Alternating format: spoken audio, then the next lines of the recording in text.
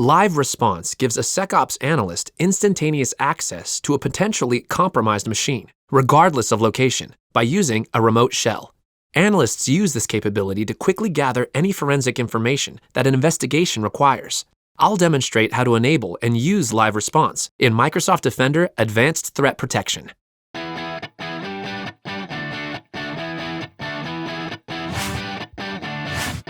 To enable Live Response, select Settings and then Advanced Features. You must be a global admin to change these settings. You'll see two options. First, turn on Live Response to enable the core Live Response functionality.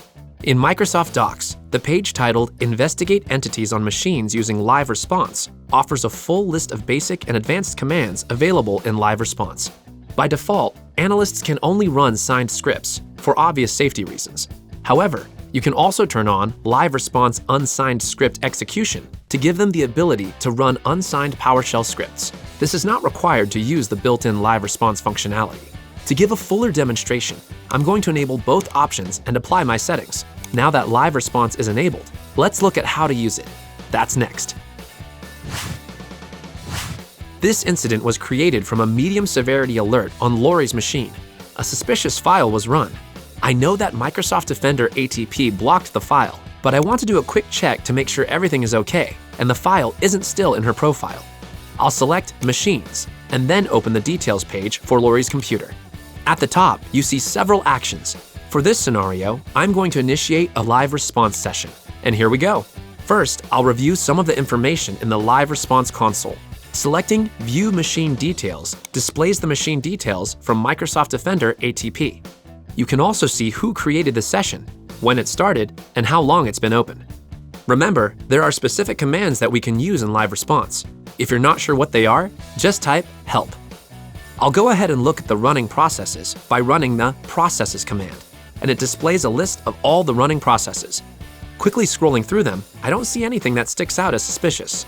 I also want to search for the malware file that Microsoft Defender ATP previously blocked, just to make sure it doesn't need to be removed from a download location. Doesn't look like this is still around, which is a good thing.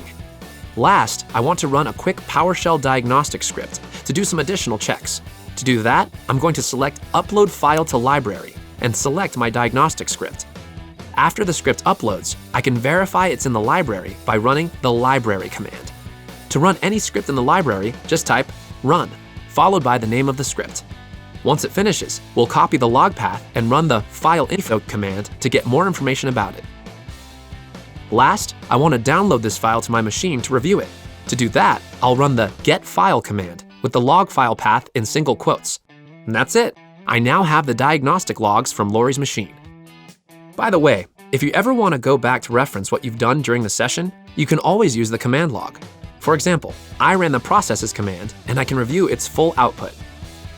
Last, when you're done, just select Disconnect Session to, well, disconnect the session. Microsoft Defender ATP logs all your activities in the Action Center for audit purposes. Audit logging provides useful documentation for other analysts and helps to discourage nefarious use of Live Response. Live Response provides security analysts with real-time access to users' devices, even when they're not on the corporate network. Learn more about it on Microsoft Docs.